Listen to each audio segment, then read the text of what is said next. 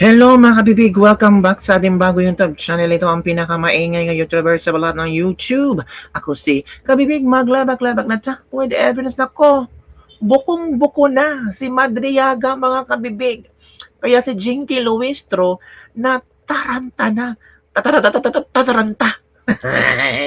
Tarantang-taranta na si Jinky. Uy, ano ba ito Jinky? Yung presentan yung... Ano ba yun? Star Witness nyo ba yun? Talagang the weakest link.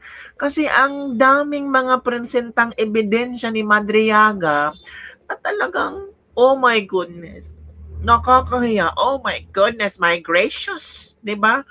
Talagang, nako, gawang rekto? Halaka. Checking ebidensya ni Ramil Madriaga, gawa pala sa rekto? O question yan ha. Nag-post kasi si Mr. J. Sonsa. Naku po. Pati si Sas Rugando Sasot. Nako. Yan oy. Parang kinakabahan na yata sila, no? Alam mo naman ang mga DDS na mga vloggers. Grabe. Kung titingnan mo talaga as in, alam nila ang kanilang ginagawang pag-oobserba. O ito kabibig, oh. Sabi ni Jason na wow mali. Wow mali. Sabi ni Mr. Jason wow mali. Alaka, ano ba naman yan? Ang sakit-sakit naman yan. Parang pinahamak kayo ni Madriaga. Sino ba kasi ang director ni Madriaga? Sino ba kasi ang scriptwriter ni Madriaga? Bakit kayo naniwala kay Madriaga? Ito wow, maling-mali. Mang Tonyo Doc Ramil, wala pong branch ang Land Bank of the Philippines sa may DHUSD, formerly NHA, Elliptical Road, Quezon City noong 2021, 2022 at 2023. Pastor Benny Abante, ang pinakamalapit na Land Bank branch ay matatagpuan malapit sa Bureau of Soils, malapit sa panulukan ng Visayas Avenue at Elliptical Circle, Quezon City. Nagkamali po ang iyong pinagawa nyo sa Golden Hand sa Barangay Talipapa at imprenta sa rekto.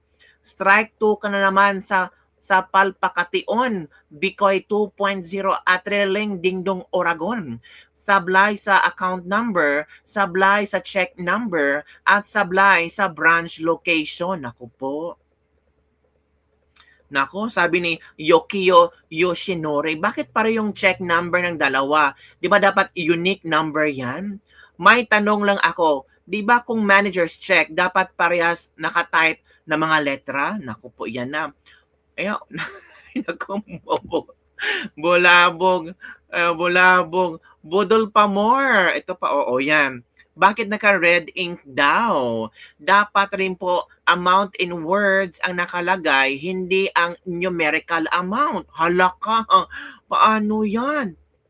MC po kasi yan, kaya ganyan ang amount niya. Check writer din po ang ginamit niyan, sabi ni Melvin Vicente. Sabi ni Rodit in words, like sample 84 million, ganyan po dapat. Kasi merong amount sa taas na 84 in numbers. Oh.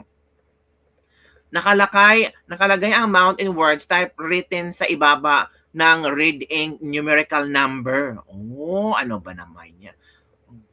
Magbasa ka kasi ate nasa baba ang amount ng words. Oh, andito lang ang ibaba na real checks, all key details are usually printed in consistent blue, black, with security features, not random colors. Nako.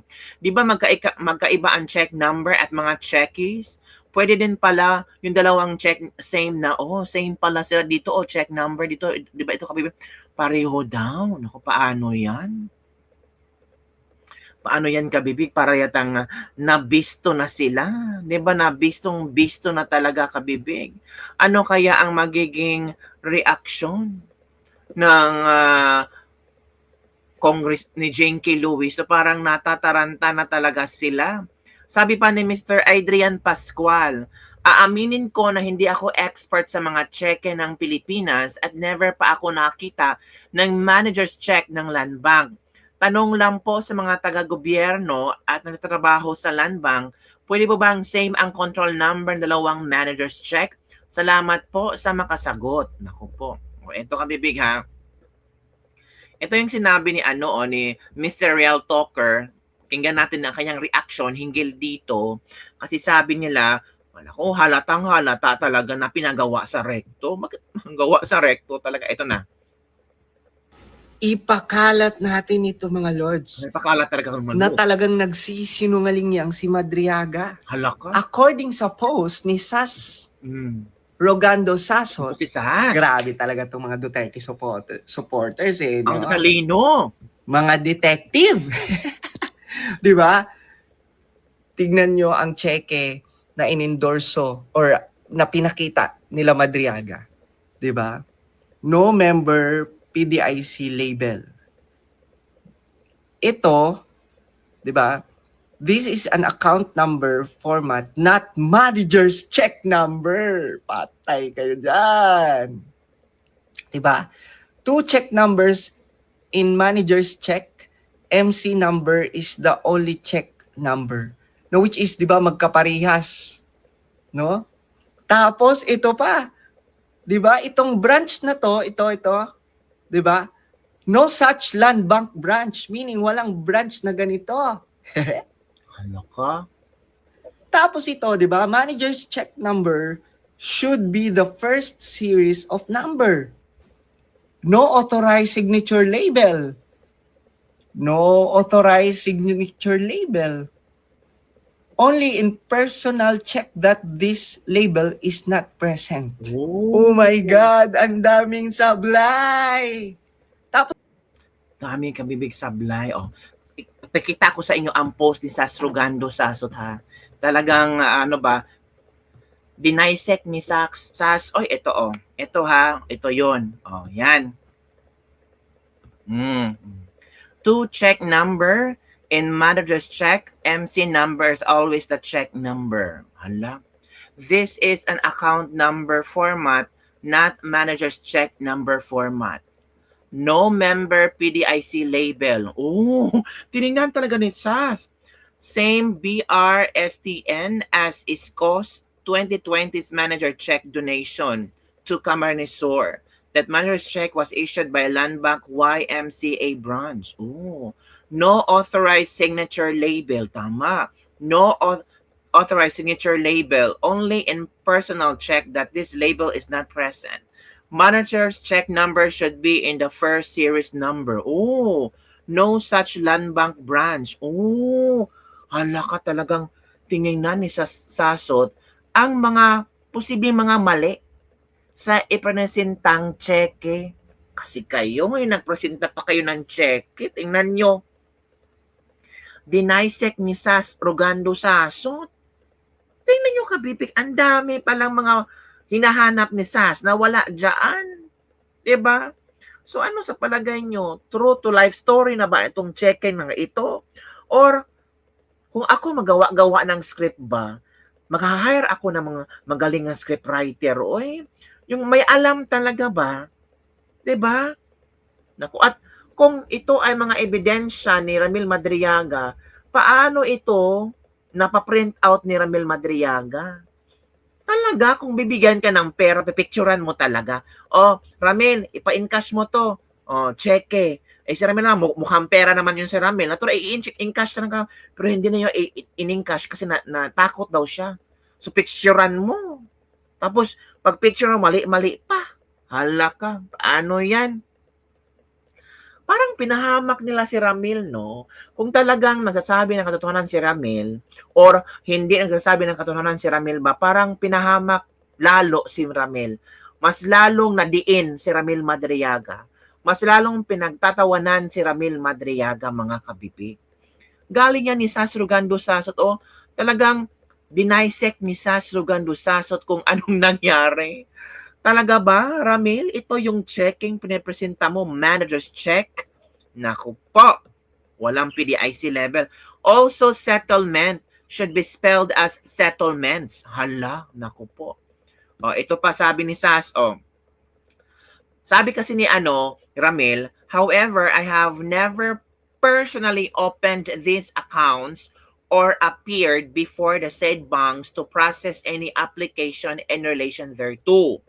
These were opened by people close to PRRD who informed me that money will be transferred to these accounts for intelligence operations and for laundering.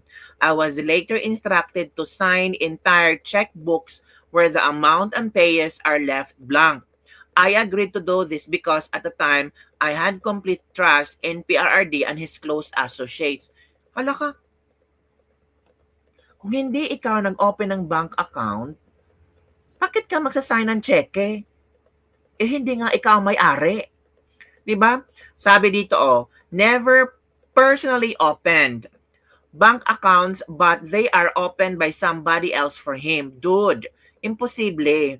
Even Era Estrada, when he opened a bank account under his alias, had to open it himself. Remember that Equitable Bank issued during his impeachment. The bank will not accept your check if your specimen signature does not match their file. Tama. Diba? Nakatawa lang. Iba yung nag-open ng bangko, tapos ikaw, meron kang checkbook, tapos ikaw ang pipirma sa checkbook. Bakit? Nakakatawa. Tatanggapin ba yun ng bangko na iba ang nakapirma sa checkbook, tapos itong specimen signature na to ay hindi nakikita sa data ng bangko. Itong pangalan na ito ay hindi nakikita sa data ng bangko. Diba? The bank will not allow it because it is prohibited. If it already occurred, the bank and the bank officers and those who are involved must be summoned and investigated because they can be held liable for violating KYC and AMLA regulations. Kung kwentong invento lang yung mga kay Madriaga, posibleng mag-react ang bangko because he is putting them in a bad light. Magiging bank versus Madriaga. Oo nga. Tapos, ang land bank, masisira ang pangalan talaga. Grabe ang imagination ng scriptwriter na to. Yung scriptwriter, siguradong hindi nagbabangko. So, sino yung mga close to PRRD? Bakit di niya pinangalanan? Tama, di ba? Kung talagang confident ka, talagang gusto mong ilabas lahat ng baho, yung mga close ni PRRD, ilabas mo na. Tapos, meron ka pang checkbooks, tapos ikaw ang pipirma pero wala ka, hindi ka nag-open ng bangko account. Ano ba yan? Ano ba yan, Madriaga? Ito pa sabi ni Sas, hi guys, let's play spot the difference again between the two land bank managers check. One is real, one is fake. Grabe. Oo, no? Tingnan nyo kabibig. Walang, dito, walang pangalang authorized signature. Wala nga. Diba? Tama. Hala ka. Naku, paano yan? Mas lalong Sa manager's check, in words ang pera. Dito kay Ramel, in digit. Hala. Paano yan, mga kabibig? Ang dami pala. Hi Land Bank, may I know kung saan itong Department of Human Settlement Urban Development Branch Diliman, Quezon City nyo? Kasi I cannot find it in your website. Ay, hinanap talaga ni Sas. Diba? Hala ka. Ano ba naman to? Grabe si Sas. Talagang hala ka. Paano yan? Ganon si Sas Rogando Sasot. Nako. Wala na talaga. Impatso na si Madriaga. So, saan galing yung mga manager's check na presenta nila? Alam mo kung sino ang kanilang punterya doon? Ang mga tao na madaling madala sa kanilang kadramahan. Nagkamali sila. Kasi grabe ang social media ngayon. Ang social media na ang magsasampal sa iyo ng katotohanan. Kung noon, pwede mong ipresenta ito sa radyo, sa TV, na walang mag-double check, triple check, or kung ilang check ito. Pero ngayon sa social media, ilang oras lang, chinek na. 'Di ba? Kung tama ba or hindi. Yun ang pagkakamali. Kung may script man ito, yung scriptwriter na ito ay nabuhay sa 1980s. Kasi hindi na siya updated. Hindi na niya alam kung ano ang galaw ng mundo. 'Di ba? So, yun lang kabibig. Sabi nga ni Jason, sabi gawa ito sa recto. Gawa sa recto talaga. At grabe yung balikan natin si Sasa, yung presentation ni Sas Rogando Sasot sa Cheque, grabe siya. Believe ako kay Sas, grabe. Kung tingnan nyo, spot the difference, tingnan nyo kabibig. May ATM daw sa area na yan kinonsider as bank. Oh, sige, mag-withdraw sila ng manager's check sa ATM. Ay, oo, tama. Diyos me yung manor. Tingnan yung kabibig, oh. Grabe siya. Oh, no, member PDI sila. Nakita ni Sasa. Manager's check number should be the first series number. Oh. 2 check number. In manager's check number, MC is the only check number. Oh, tingnan mo. This account number format, not manager's check number format. No such land bank branch. Wala talaga. Wala dito ang authorized signature. Wala talaga. Only in personal check that this label is no. Grabe si Sas. Galing ni Sas Rogando. Ikaw na, Sas. Wala na. Talo na si Madrea. Nataranta na. Nanginig na si Jinky Luistro sa iyo. Nanginig na si Jinky Luistro sa inyo. Pati si Redon, umuusok na ang ilong kung paano ba nila ito depensahan. O, nabuking na sila sa painting. Ngayon naman, nabuking na naman sila sa checking, ebidensya ni Madriaga. Ano pa ang susunod na bubuking? Ang dami. Tapos si BBM na nagsabi, oy, wala akong personal knowledge tungkol sa term sharing na yan ha. Ala ka, Madriaga, dininay ni BBM yung mga sinasabi mo. So, paano na yan? So, yun lang kabibig ang ating lebak-lebak for today. Grabe. Parang, kung ako si Madriaga, no, magtatago na ako, oy. Kasi, parang mas lalong nilugmok ko ang sarili ko. Mas lalong hindi ako papaniniwalaan sana ng Korte Suprema nito. Ang dami kong dinamay, ang bangko, ang mga lawyers, di ba?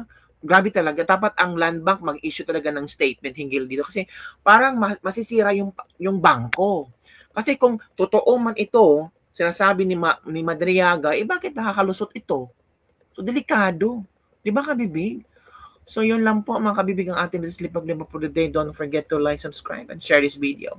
Bye everyone! See you next time! Madriaga, believe ako sa iyo, ha? Recto? Totoo kaya? Comment down below.